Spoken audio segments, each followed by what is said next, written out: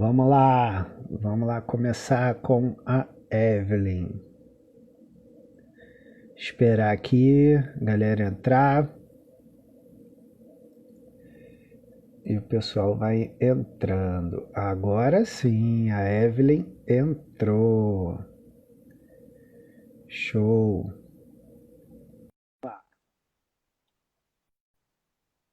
Agora acho que vai dar certo. Agora Ufa! deu certo, aí sim. Glória a Como é que Deus, você... nossa! Eu tava te ouvindo, mas não tava entrando o vídeo. Ai, que coisa horrível. Não, que Coisas da bom. internet.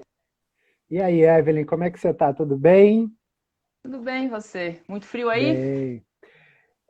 Aqui em Piracicaba, eu, para um carioca, Piracicaba eu acho muito frio, né? Eu gosto de calor, mas está começando a ficar bem frio aqui. Ai, Evelyn, eu sempre gosto de começar o bate-papo que eu tenho com os meus convidados, meus amigos, enfim, ah. perguntando um pouco da sua trajetória profissional. Como é que foi aí a sua trajetória até chegar a área da educação física, da psicomotricidade que você trabalha super bem aí. Conta um pouco aí dessa sua trajetória aí para quem está seguindo a gente, para depois quem for ver a gente lá no YouTube, enfim, fala aí um Ah, pouquinho. legal. Bom, eu comecei a minha carreira em 2000 e... Não, em 97. Eu comecei a estagiar na natação, na Fórmula Academia. Até então eu era recepcionista. E aí me deram uma oportunidade para estagiar de tanto gosto que comecei a pegar pela natação. Foi o William Morales Manso, que era meu chefe na época, me deu a oportunidade. E aí eu comecei a estagiar e passei por todas as etapas dentro da Fórmula Academia, até minha saída em 2002. Aí eu fui viver outras experiências, né? Trabalhei numa clínica como personal externo. Aí lá eu fiquei por 5 anos. Trabalhei com gestante e obesidade. Nada a ver com o que eu faço hoje. Mas sempre trabalhei com criança, nunca deixei. E aí em 2004 me formei psicomotricista. E aí eu fui conciliando os dois. E aí eu entrei na escola. Na escola eu tô até hoje, há 15 anos já. E lá praticamente foi a minha escola e a minha escola até hoje, para eu chegar a ser o que eu sou hoje com um profissional psicomotricista. Legal. Pô, Aí, vai falando, fala aí. aí depois eu fui para a Bodytech. E aí eu trabalhei com o Marcelo Butenas, na assessoria dele, triatleta super famoso. Trabalhei com um monte de coisa já. Até chegar nesse projeto da Bodytech, onde eu voltei, né, para academia, né, que eu trabalhei, mas era outro nome já. Então, montei esse projeto Mãe Bebê e foi super enriquecedor na minha vida, porque foi a realização de um sonho. E é ele que eu batalho até hoje, da importância sobre estimular as crianças. E é para ele que eu me dedico agora a minha vida Legal. profissional, Ô, né? sei. Evelyn, me fala o seguinte: a gente está num momento de pandemia aí, né? Que é uma loucura total. A gente Uhum. nunca viveu isso na humanidade. Pois é. E os pais que têm filhos em casa, a gente vê muito, ouve, né, muitos relatos de pessoas às vezes não sabendo lidar com o estresse do filho, não dando tanta atenção porque tem que fazer o home office ao mesmo tempo É. trabalhar, brincar com o filho, porque o filho quer brincar o tempo todo. E aí essa questão do confinamento, né? Como é que a gente pode trabalhar melhor essas crianças que estão em casa e quais os instrumentos que os pais têm para que isso aconteça? Olha, esse confinamento pegou muita gente de surpresa. a gente teve que se adaptar a coisas muito rápidas em um curto tempo. Não teve um tempo de se preparar. A gente está se adaptando e vivendo um dia de cada vez. Eu sempre digo que a gente que é adulto, a gente tem discernimento um pouco emocional, né? Imagina as crianças que não têm. E que depende da gente para receber estímulos. Então, o que o confinamento está trazendo? Uma perturbação enorme, porque é o que eu sempre digo, a criança precisa se sentir pertencente a alguma coisa. E de repente, do nada, ela deixou de pertencer àquele nicho que ela vivia. Claro que isso vai voltar, mas nesse momento, imagina na cabeça da criança a lacuna que não deve estar acontecendo. E isso me preocupa bastante. Porque os pais também não têm como lidar com isso emocionalmente em casa. Essa responsabilidade, de repente, ficar com o filho online, ter que trabalhar, ter que cuidar da casa, ter que ter uma rotina, assim, que não é que não existia, mas ela ficou intensa. Então, eu sempre digo que a gente tem que aproveitar esses momentos com o filho em casa, principalmente quando tem que fazer atividades da escola, aproveitar aquele momento para relaxar, para ficar focado na criança e tentar fazer o seu melhor. Mas é difícil para muitas famílias, eu vivo isso diariamente, né? Escuto muito relato de mães, principalmente, né, que não estão dando conta de toda essa sobrecarga.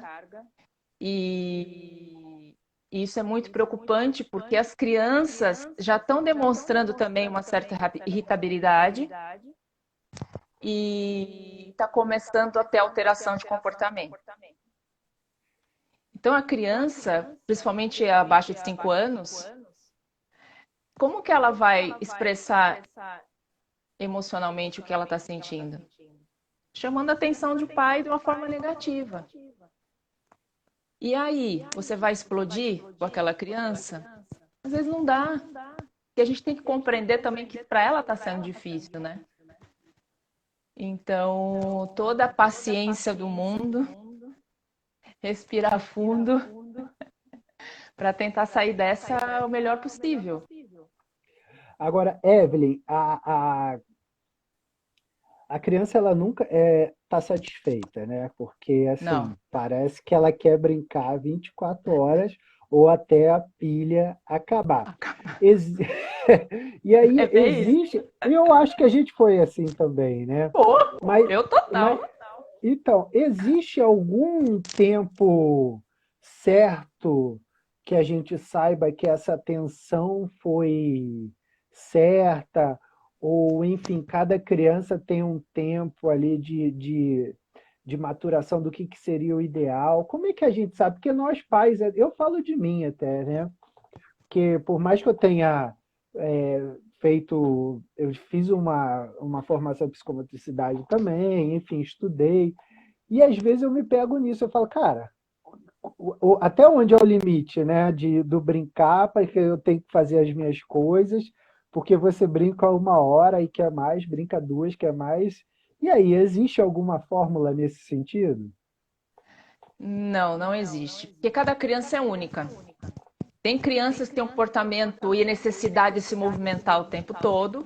E tem crianças que, se você der um quebra-cabeça, ela fica ali o dia inteiro.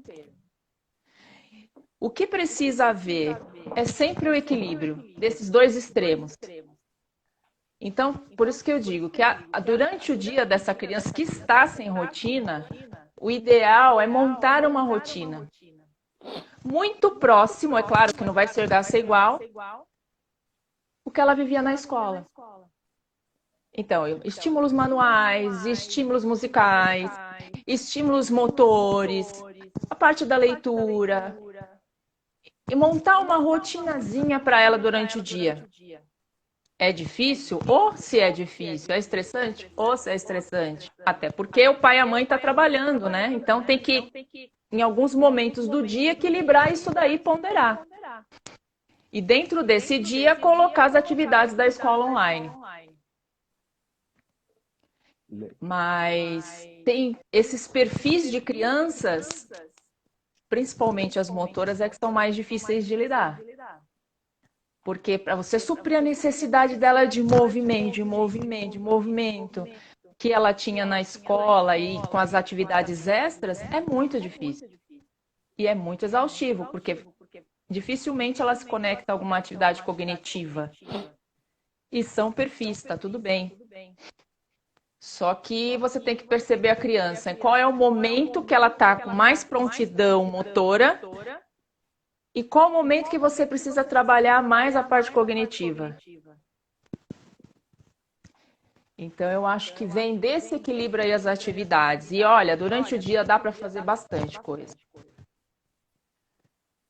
E aí você pode colocar objetos de sucata, tudo que tem de sucata na sua casa. Nos momentos que você vai cozinhar, chama seu filho para fazer alguma coisa junto.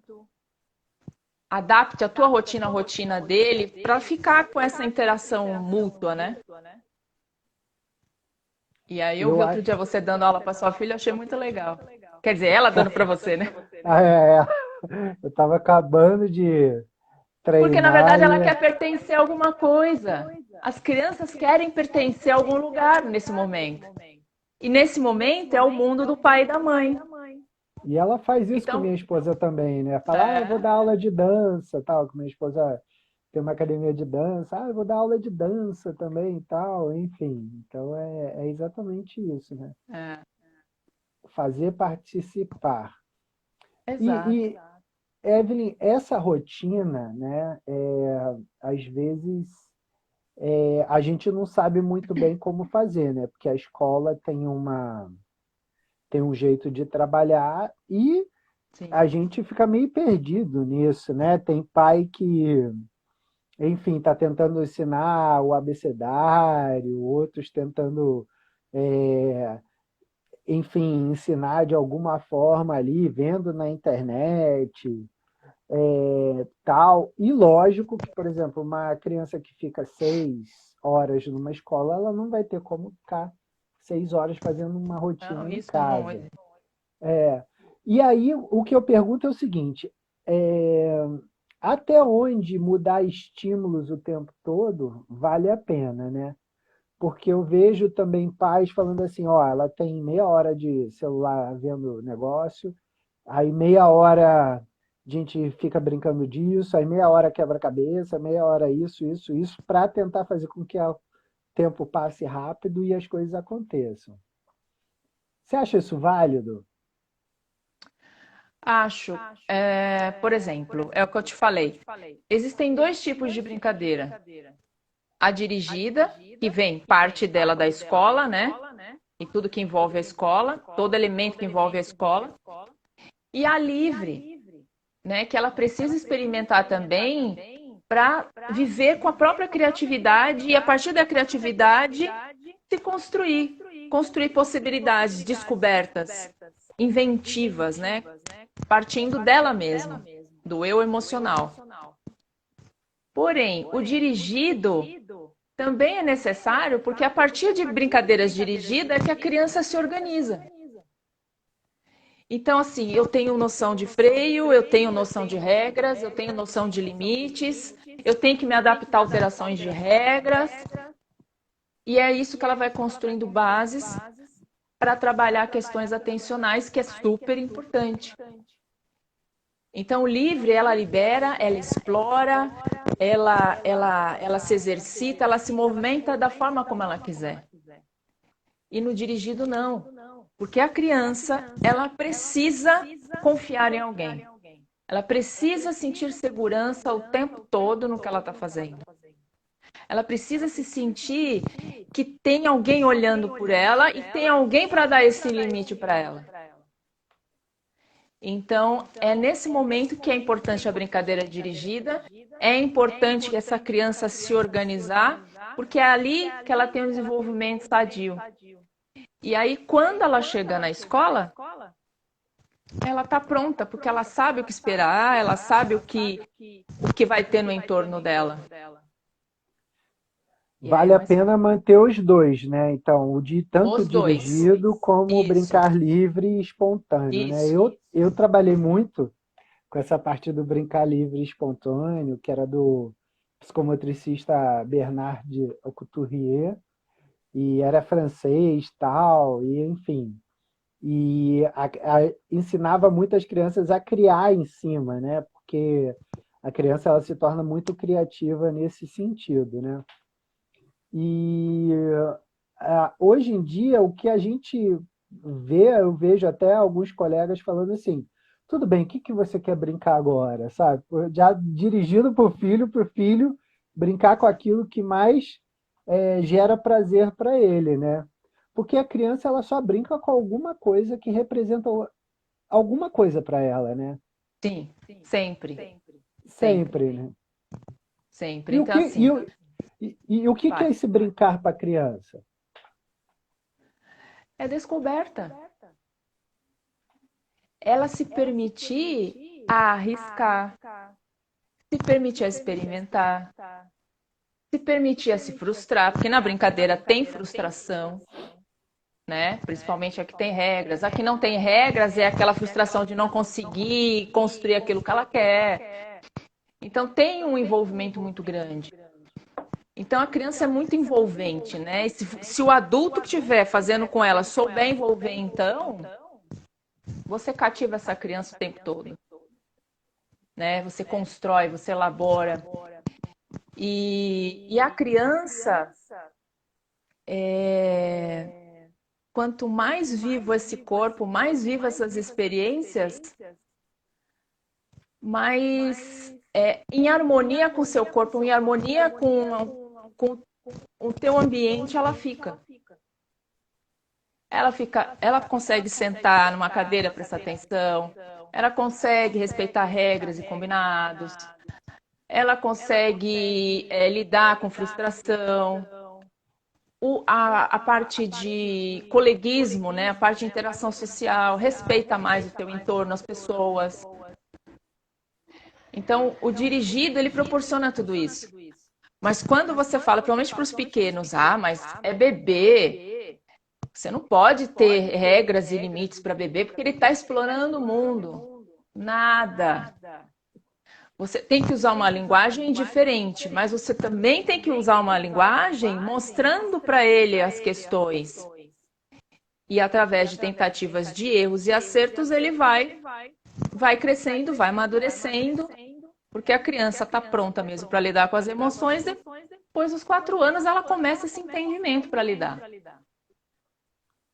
E a partir daí, e antes, a gente é um mediador para ela chegar nesse nível, né?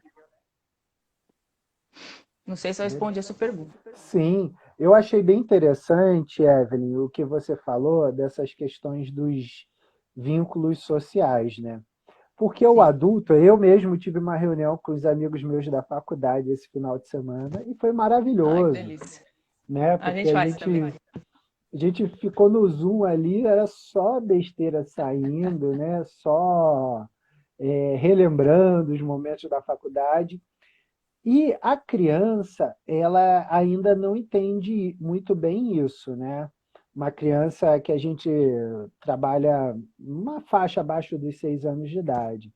Isso. E aí, por que que é importante, como você falou, manter esses vínculos sociais, mesmo quando a criança às vezes não quer, né? Ou não se sente, ou porque é tímida, ou porque não se sente ali preparada, a gente não sabe o que está passando na cabeça dela. Mas por que que é importante manter esses vínculos sociais? Então, a gente não pode obrigar uma criança a ficar numa tela de computador, né? Pensa, 4 horas na escola tem intervalos e aulas pontuais, intervalos. E na internet, imagina, você ficar de olha para uma câmera no vazio. Porque para criança abaixo de 5 anos é um vazio. Eu não estou falando, eu não estou brincando, eu não estou interagindo, a professora não está falando, né? É presencial, eu não estou vivendo esse contato sensorial. A criança é sensorial. Então, com crianças entre 4 a 6 anos, essa primeira infância ainda consegue ficar um pouquinho atenta na questão do online. 4, 5 anos por meia hora. Mas acima de 6, 7 já está mais na idade escolar, então já tem um pouquinho mais de concentração. As abaixo disso, a gente não pode exigir. Porque até os 2 anos, a tela de computador não é indicada para criança. Então, imagina essa coisa maluca do online e a criança ser obrigada a lá ficar sentada para o vazio. E para o professor também é vazio, porque ele também depende do olho no olho, esse contato visual, essa questão de afeto. A gente sente a criança quando ela está sendo, quando ela entende, quando ela está com aquele ponto de interrogação, né? Tipo, o que ela está falando? E quando ela está com alguma questão. Então imagina no online você não conseguir sentir nada disso. É Ou não difícil? saber, né? Não saber, né? Porque ela olha às vezes aqui e fala, pô, tô vendo a Evelyn aqui, mas tá É, longe de mim. Como é que eu vou falar sobre, como é que eu vou demonstrar alguma coisa para ela se ela tá longe, né? Ela não entende exatamente. A muito bem, linguagem é né? completamente outra. E assim, não tivemos tempo para essa adaptabilidade dessa linguagem, né? Para você ter uma ideia, eu estava dando aula e eu só comecei a fazer sucesso dando aula quando eu peguei os meus fantoches. E do nada, tava lá, eu pum, peguei. E aí comecei a conversar com o meu aluno. Conclusão, ele quer mais o boneco e não quer me ver na aula mais. Ele Cadê o seu amigo? quer brincar com o boneco que para ele Então, ali é o lúdico, né? exatamente. Exatamente. Na verdade, não é que ele não quer me perto. Eu trouxe alguém para interagir diretamente com ele. Numa Fantasia. linguagem que ele entende, a fantasia. Fantasia. Então, assim, nesse sentido que as escolas têm que pegar o feedback para tratar com essas crianças pequenininhas. Porque só a cara dela lá vai ser vago. Então, mesmo que você tenha a brincadeira mais maluca, o envolvimento mais sadio possível com aquela criançada, ela não vai conseguir cativar tão cedo. Então, você tem que introduzir a fantasia para isso. Olha, minha professora, ela gosta de brincar também. Olha, ela é maluca. Tá fantasiada, olha isso. Então, assim, esse é um recurso, a fantasia. E, e essas coisas de online em relação aos pais. Também é muito sacrificante para o pai vivenciar toda essa rotina escolar, né? Tem que fazer uma volta, dependendo da série que a criança está, uma volta à escola que muitas vezes já nem lembra mais. Então, a criança precisa de muito apoio e um apoio que às vezes o pai não consegue dar também, né? Então, por isso que ainda esse online, para viabilizar e ser efetivo, acho que vai demorar um pouquinho mais. Principalmente em escola, né? Evelyn, eu sou muito a favor do brincar, né? E não Eu só idem. para criança, como para adulto também. Eu sempre tentei, tanto nas minhas empresas como nos meus trabalhos, assim, de alguma forma, introduzir um elemento do brincar, porque eu acho que o brincar gera prazer. Sim. Lógico, a gente sabe que para o adulto brincar às vezes tem que ter uma regra, enfim, um jogo e tal. Mas eu vou te contar uma história de por que que eu sou tão apaixonado pelo brincar, né? Na faculdade eu dava aula de natação também, adaptação meio líquido para adultos lá na É, FRJ. Tenho até muito alguns bom. amigos aí que estão online aí da época da FRJ. E aí eu tinha uma aluna minha, Evelyn, que ela não conseguia, ela tinha um trauma, né, de infância por causa enfim, acho que ela quase se afogou e tal, e ela não conseguia abaixar a cabeça embaixo d'água, de jeito nenhum. E aí o que que acontece? A gente fez um pique-pega que ela calhou dela ser a última. E a água batia até a parte ali da cintura, né? E Matou na a hora que. mulher. Não, todo mundo chegando perto dela, ela se desconectou, abaixou embaixo d'água para fugir e foi. Foi embora. Eu falei assim: peraí. Você viu o que, que aconteceu? Você viu o que está acontecendo? Ela, o quê? Que? Eu falei: poxa, você abaixou embaixo d'água. Eu fiquei 6 meses tentando fazer com que ela baixasse embaixo d'água, ela não conseguia. Através de uma brincadeira de pique-pega entre adultos, ela foi e Ela conseguiu conseguiu. ali. Então, eu acho Sensacional. que essa parte do brincar é muito importante, né? Porque ela sempre faz com que a gente esqueça o lado sério ali e coloque exatamente o lado lúdico para ser desenvolvido. É. Eu passei por isso também, né? Tive um aluno que afogou com 4 boias. E detalhe, a piscina dava pé.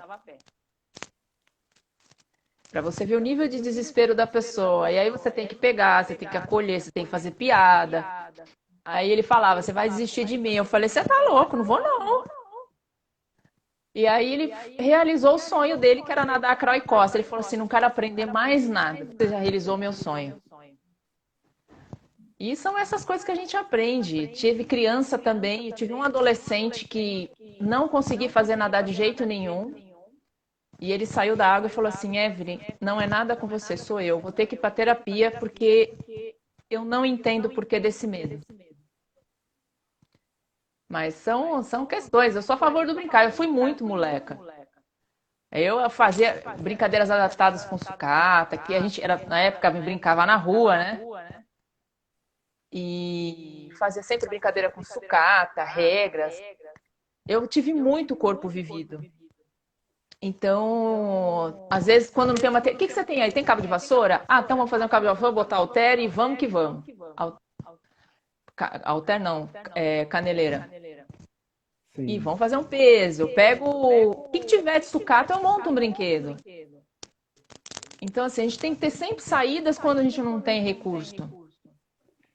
Agora, Evelyn, você falou dessa questão da criança estressada, enfim, a criança que está em casa nesse momento de pandemia e que ela, enfim, tem brigado muito com os pais por qualquer motivo, ou brigado com os irmãos, enfim, que chora bastante. Pode ser alguma coisa relacionada a essa falta do brincar?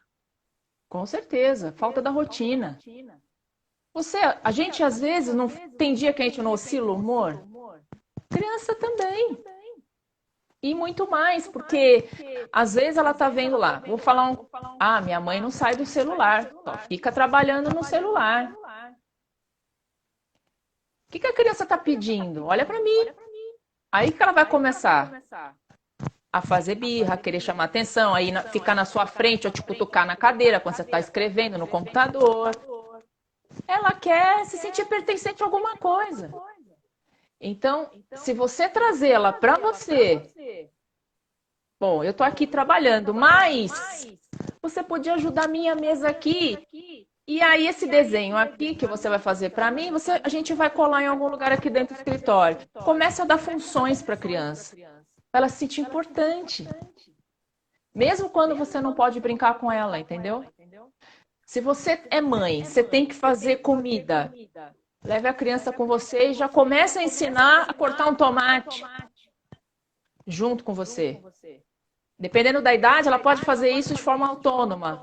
As pequenininhas, nossa, vão achar o máximo pegar aquela faquinha e você ajudar ela a cortar.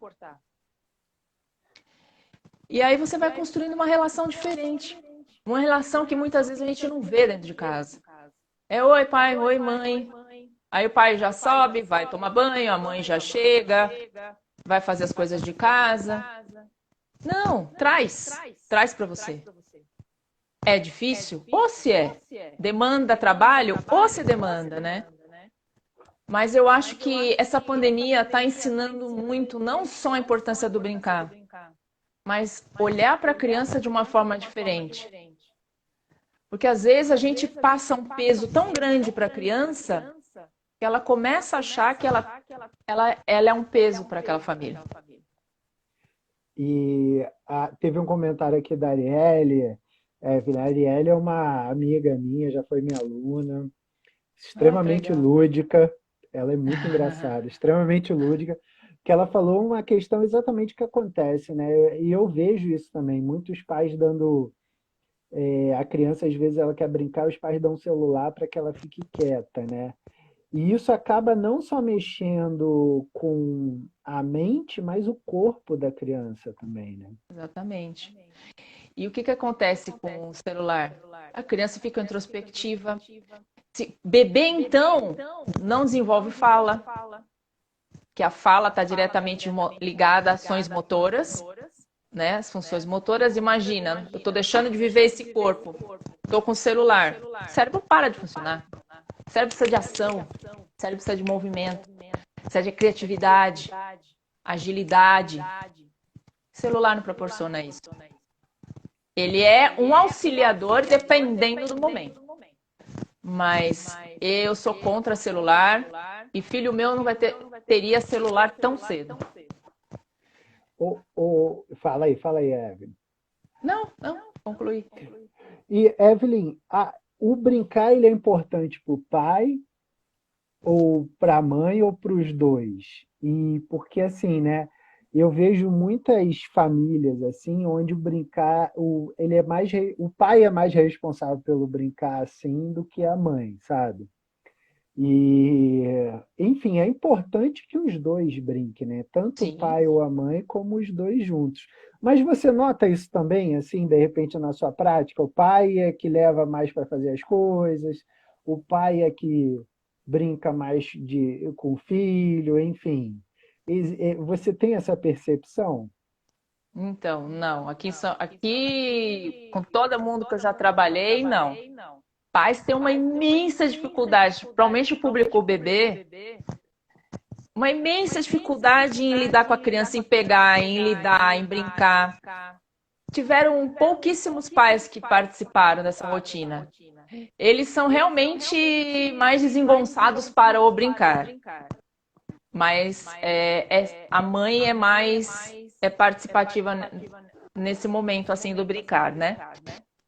Mas eu acho que poderia muito haver equilíbrio. E a gente está falando uma questão importante, que é, dependendo da criação, tanto do pai quanto da mãe, às vezes não gosta de brincar. Tudo vai depender da tua infância vivida. Né? E aqueles perfis que eu falei, né? Tem crianças que gostam mais de brincar com materiais cognitivos, que é de Lego, quebra-cabeça, encaixe, enfiagem, fica horas.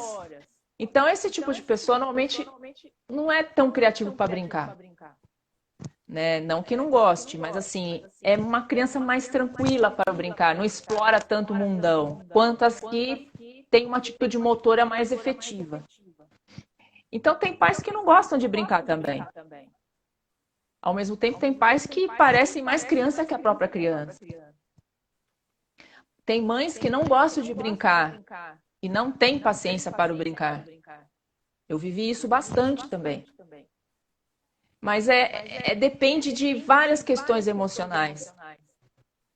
E quando consegue, é emocionante, porque você vê que o teu trabalho ali como profissional está tendo resultado, pelo menos em uma família.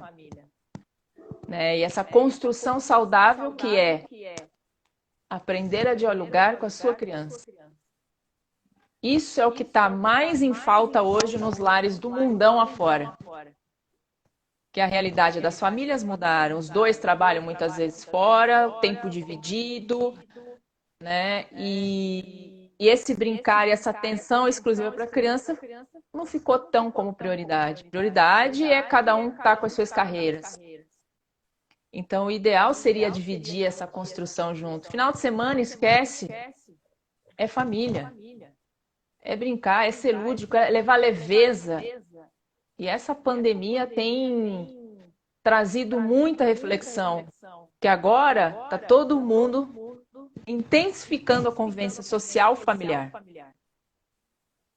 Então, é uma oportunidade de conhecer a criança e a criança conhecer o limite dos pais também. Eu acho que é o aprendizado mútuo. Agora é o grande momento para os pais colocarem limites na criança e construir uma relação saudável. Porque a Começando pelo criança brincar. precisa de limite, né? Sim, sim. Somente quando começa a adolescência do bebê. A partir dos 2 anos. E a criança pede limite, ela te cutuca, ela te irrita. Porque ela está falando, me olhe. Mas eu quero saber até onde eu posso ir. E ela te testa, te testa, te testa, te testa. Até ela perceber que, ó, passou daqui, vai ficar pesado o negócio. Então a criança começa a te respeitar. Porque toda a criança precisa de limite. Porque é assim que ela se constrói. É assim que o pai e a mãe passam a segurança para essa criança. Quando ela ouve o não. Quando a criança te manipula. Ai, eu não quero. Fica aquele, mas que não sei o quê. E aí não sai nem lágrima dos olhos dessa criança. Ela está tentando te vencer no grito. E aí você fala não e ela grita mais alto, ela grita mais alto. E ela está esperando o não definitivo. E é nesse momento que os pais cedem. Perdeu a criança. Vai ter que começar o trabalho. Vai ter que começar o trabalho tudo de novo. Então, por isso que as brincadeiras são importantes nisso. Porque na brincadeira é possível mudar regras o tempo todo e você fazer com que a criança fique no estado de alerta e de tensão necessário para ela crescer. Por isso que é tão importante brincadeira dirigida. E mesmo para bebês. Porque bebê já desenvolve desde pequenininho a questão atencional. Então aquela coisa do freio inibitório. Opa, mudou alguma coisa aqui na brincadeira. Eu tenho que me reencontrar, me reequilibrar. E é isso que muitas vezes os pais não têm o conhecimento, porque tem uma corrente aí hippie de que a criança tem que experimentar tudo naquela maresia, caiu, levanta, beleza, e aquela coisa despreocupada. E, na verdade, é importante isso. Mas é importante vivenciar o outro lado também. É só assim que a criança entra em equilíbrio. E é muito difícil você achar esse equilíbrio, né? Como pai, Total. né? Total. De uma criança, né, Evelyn? Porque eu vejo colegas meus falando assim, cara, tô perdido, porque, bicho, enfim, parece que ele vai testando ali até você perder a cabeça mesmo, e é dar isso um que ele tapa, quer. enfim. É isso que ele precisa. Ele tá pedindo. Olha para mim, me dê limites. Né? E a criança sempre vai fazer isso através do negativo. Dificilmente a criança vai fazer isso pelo positivo. Ela tem que ter um pouco de maturidade para isso, né? Tem. E é por isso que é construção, é dia a dia, é relação. Você não vai falar não no primeiro dia, né? E ela vai corresponder àquilo. O não é muito vago. Não pode neste momento, porque agora nós vamos fazer isso, isso e isso. Combinado. E ela vai te testar. Não pode fazer... Você pode até deixar gravada já essa frase. E uma das coisas que eu uso muito é o quadro de rotina. Então, os pais montam a rotina na casa. Você comprou essa rotina? Foi muito bem. Ou um joinha ou emotion de sorriso. Na hora do almoço você não teve um comportamento muito legal, então não vai ganhar carinha de feliz. E você vai situando essa criança, opa, eu não agi legal, a refletir sobre aquilo. E os pais têm que conversar sobre isso. É totalmente comportamental, né? Comportamental. Comportamental totalmente. A minha aula é voltada muito para o comportamental. Porque mesmo pequenininhos eu já vou introduzindo a frustração. né?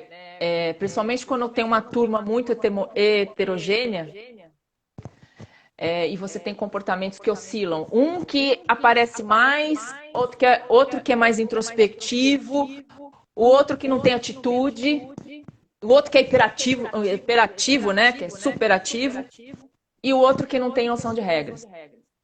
Como você vai trabalhar essa turma? É meio insano.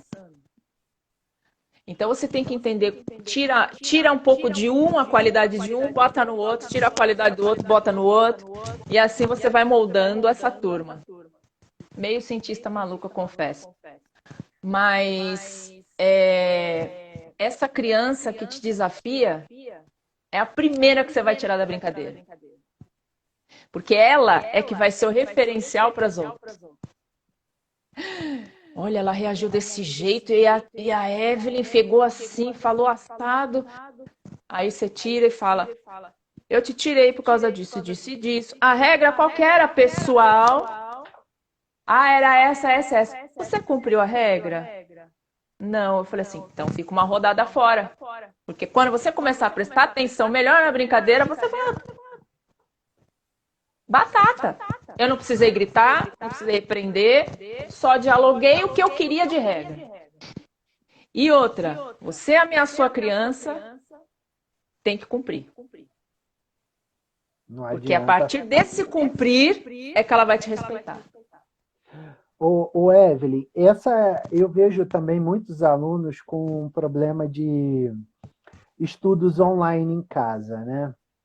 E crianças pequenas, enfim, tarefas que as escolas que estão tentando se virar também, né, nesse momento, sem saber qual o norte, né? Todo mundo desbossolado nesse momento e ficando extremamente nervosos, agredindo, enfim, nessas questões de estudos online. Existe alguma forma de repente, fazer com que isso seja mais prazeroso para a criança ou que tenha um lúdico ali? É fazer a lição junto de forma lúdica. Esses dias eu fui dar aula pro meu sobrinho. Eu vou fazer lição de casa com você. Quando eu olhei a coisa desse, eu tinha um monte de coisa. Aí eu falei, vamos fazer 4 tarefas. Ai, 4 tarefas, tia, eu não aguento, é muita coisa. Senta aqui comigo. Aí nós começamos a brincar, eu fazia uma piada no meio da lição. Falei, agora é sério, para a brincadeira. O que significa isso daqui? O que é isso? O que é aquilo? Ah, é isso. Aí ele faz uma piada. Puxa, agora é sério. Aí eu dou uma relaxada, faço uma brincadeira, vão voltar para a atividade. Então, assim, eu falei, a meta são 4 lições. Cumpriu 4 lições, tá liberado. A gente vai brincar. Aí até ele queria desistir no meio do caminho, e aí acabou concluindo a tarefa. Por que é tão difícil fazer as tarefas online? Eu não estou pertencendo a nada, eu não estou indo na escola, para que eu preciso fazer lição? Essa é a questão da criança. Não estou vendo meus amigos, não estou indo para a escola, não vejo minha professora, ela não está me cobrando nada. Para que eu vou fazer lição? A criança não consegue ter essa visão de que é importante. E é nesse momento que os pais têm que auxiliar nesse sentido. A importância de manter a rotina de estudos. Olha, filho, estamos passando por isso, a gente está tendo que se adaptar a essa questão online, fazer as lições. Então, a gente tem que cumprir essa atividade juntos, porque o professor está pedindo a minha ajuda. E eu preciso que você coopere comigo. Combinado? E é nesse sentido que a criança vai começando a ter essa questão de responsabilidade. Porque se eu não estou presente no ambiente que eu estou acostumada, eu não tenho essa responsabilidade. Agora, tem muitos pais que falam, eu não dou conta, é muita coisa. Eu não dou conta, é muita coisa. E desiste de ajudar essa criança. E ela está precisando, ela está pedindo ajuda. E é nesse momento que tem que haver essa questão de realmente estar ali inteiro para ajudar essa criança a estudar. Ela precisa agora de pai e mãe. infelizmente ou felizmente. E é uma grande oportunidade também de saber como a criança pensa. Como que ela está elaborando o pensamento dela numa lição? Como que ela está resolvendo o problema diante de uma questão que a professora manda? Tem pai que nem sabe que a criança sabe escrever. É É verdade. lamentável. E eu tive uma aluna minha nessa pandemia, Evelyn, muito interessante, que ela foi fazer um trabalho de matemática com a filha que, cara, era completamente diferente de como a gente aprendeu, né? E ela Eu também fazia estava divisão direta, eu nem sei aprendendo. fazer aquela coisa maluca. É, que eles Diminui dividem aqui, subir. agora, né? Ai, não tenho o menor, não sei fazer isso. Essa E é o conta dá novo, assim. né? É o É, novo método. é o novo método. E aí ela falando, cara, eu e o meu marido ficamos aqui tentando achar isso e aí, enfim, veio um amiguinho dela e falou, ó, é assim, tia, tal, desse jeito. E é engraçado, porque é outra forma de se pensar. Na verdade, o que eu acho é que eles raciocinam, a gente decorava um pouco, né? Até estava falando outro Total, dia com a minha total. esposa, eles usam realmente o raciocínio para aprender, né? E a gente, pô, decorava, tabuada, tal, como é que era, enfim, é diferente também essa forma. Nossa, eu lembro que na escola tinha uma professora de matemática sensacional, que é ela que me ensinou a fazer cálculo direto e dividir. Só que eu sempre tive dificuldade em matemática, desde que eu me conheço por gente. E um professor particular que dava aula tipo para vestibular, ele era maluco para ensinar. Conclusão, fazia a galera aprender. É um método lúdico de ensinar a matemática. E o cara era feríssima. Eu entendi na época, como é que chama? Trigonometria por causa dele. O cara era sensacional. Então, assim, para você ver como o lúdico tem que estar presente o tempo todo. Tem uma amiga minha que ela trabalha já há muitos anos em escola. Ela se fantasiava para dar aula. Hoje a professora não veio aqui. Quem veio é fulana de tal. Era sensacional, cativava a criança, todo mundo amava, a criançada aprendia e correspondia bem. Porque o lúdico ele leva à emoção, né? Então, Exato. o prazer é uma emoção também, e o lúdico é uma emoção. Então, se a gente for pensar na gente, quais os melhores momentos da nossa vida, foi exatamente quando a gente teve emoção. E para a criança é a mesma coisa. O dia foi Exatamente. feliz quando ela fala, cara, eu brinquei hoje, eu me diverti, eu brinquei de coisas novas, enfim, eu criei isso, eu criei aquilo. Por quê? Porque gerou Nossa, uma emoção. ficar sentado horas na cadeira não foi tão ruim, porque a professora foi tão engraçada hoje. Então ela não vai lembrar do ruim, vai lembrar do que foi legal. E a escola vai passar a ser menos penosa. E a escola vai ter que mudar a partir de agora, né? Vai, vai. Evelyn? Aliás, muita coisa vai ter que mudar a partir de agora com essa pandemia aí, né? Eu acho que muita coisa vai mudar sim. E professor também tem que repensar as suas ações, né? Porque tem muita escola aí perdendo aluno. Porque profissional talvez também esteja tão sobrecarregado. Porque eu falo por mim também, eu trabalho em escola. A gente está tendo que formular conteúdo o tempo todo para mandar para essas famílias. Então a gente está trabalhando até muito mais. Porque dar aula é muito fácil. Você só tem que planejar e vai lá, os teus alunos que fazem a aula acontecer. Aqui a gente está dando aula para o vazio. Você não consegue ver a criança, se ela está desenvolvendo, como ela está correspondendo, como que ela está entendendo aquilo.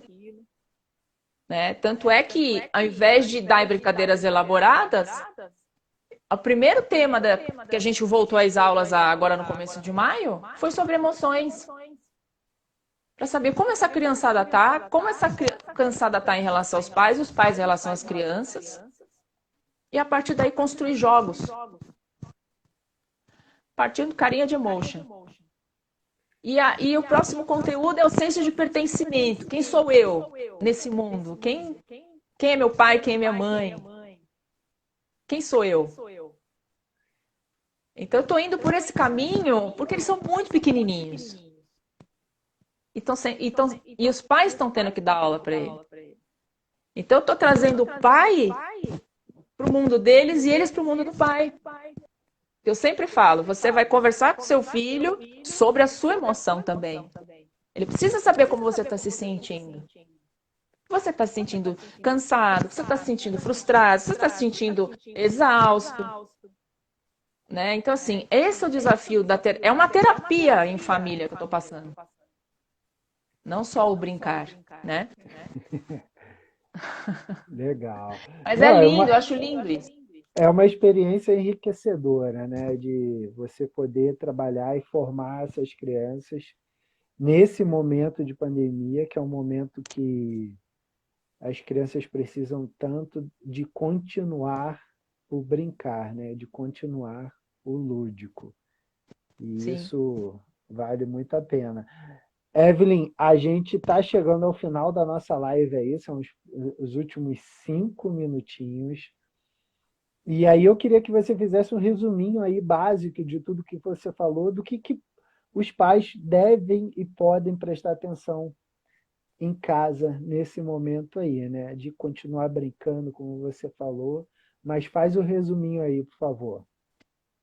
Primeiro, estruturação de uma rotina. Esse é o primeiro ponto. Para você organizar uma criança, ela precisa entender que ela faz parte de alguma coisa. E que esse roteiro que ela vai viver é a vida dela que está ali. É a rotina dela. Então, ó, nesta hora a gente vai brincar, tal hora você vai fazer atividade da escola, tal hora nós vamos almoçar, tal hora nós vamos brincar, você vai jogar e assim por diante. Vai ter o momento da brincadeira dirigida, o momento da brincadeira livre, né? Eu sempre falo que a dirigida é melhor na parte da manhã. E a mais lúdica, mais livre, cognitiva na parte da tarde. Que é para justamente relaxar. Cair um pouco essa coisa da adrenalina. Né? Então, a parte da manhã, aproveite mais, almoçou, aí já começa a dar uma queda. Fazer brincadeiras mais livres, de imitar gestos, de imitar animais, trazer um pouco de história. Trabalhe o corpo, mas de uma forma mais leve. Outro ponto importante, dê limites. Sempre. Sempre. Né? Encante, se permita ser criança junto com a criança. É tão leve, é tão divertido. Né? A gente tira tanto peso que a gente está vivendo nesse momento de pressão emocional. Então, procure brincar. Eu acho isso que você falou muito importante, porque, cara, é um momento complicado, mas você tem que fantasiar. É isso. A Margot, ela fala, pai, você é malucaço, né? Porque ela fala assim, que eu Você fico entra na inventando. fantasia dela total. Eu entro e viajo, ainda vou mais ainda, né? Porque é exatamente isso. Eu sempre lembro do filme A Vida é Bela, né? Lembra daquele filme A Eu Vida é assisti, Bela? é O cara, lindíssimo. no meio do Holocausto, o cara inventava altas histórias lá, tal, para aquilo ser uma coisa leve para o Leve, filho dele, né? exatamente. A E é gente já está exatamente. vivendo esse peso.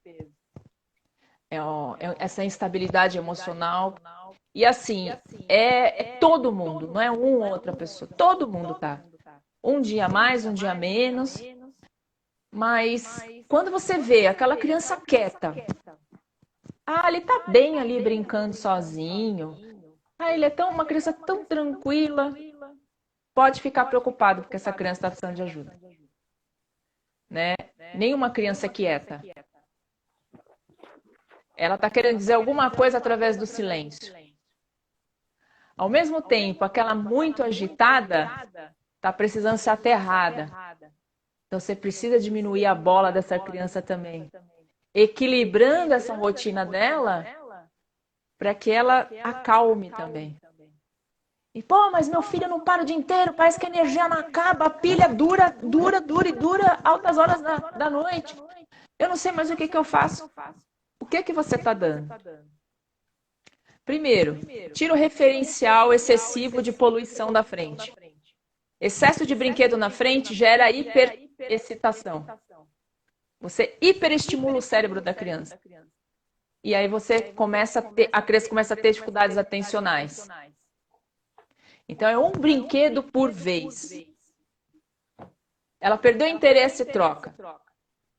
Ao mesmo tempo, crianças que não querem pegar nada, tá tudo bem, fica ali só quietinho. Então, assim, a gente tem que prestar atenção nesses opostos. Criança mais quietinha, você tem que dar um upgrade.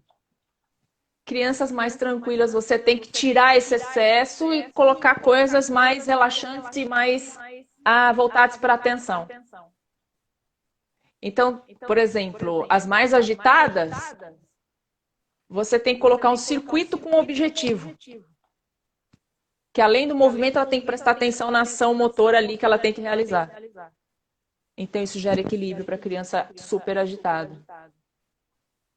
Tem pais usando meditação, né, Evelyn, nesse momento, né? Engraçado também, né?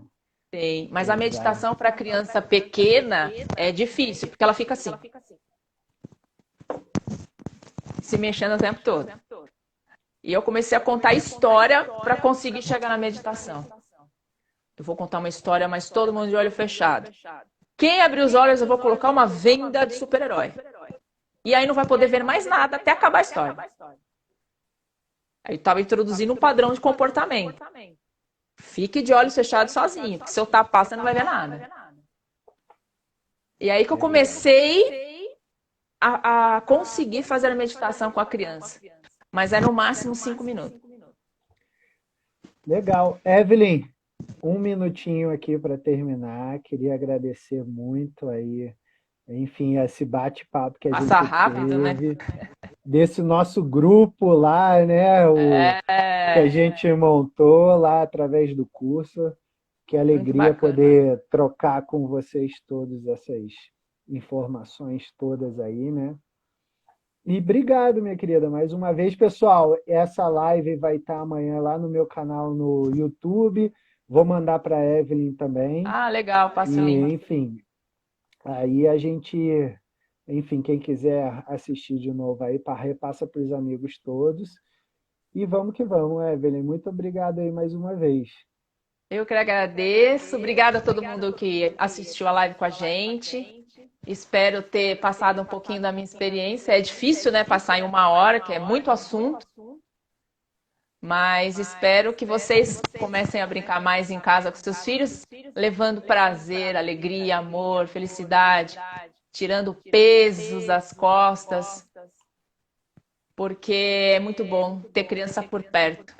Eu sempre falo, eu não tenho filhos, sempre quis, mas quando eu tô com criança, para mim é minha cura. Show de bola. Evelyn, um beijão então. E tchau, tchau, galera. Até a próxima. Tchau, pessoal. Aí. Um abraço. Até. Tchau.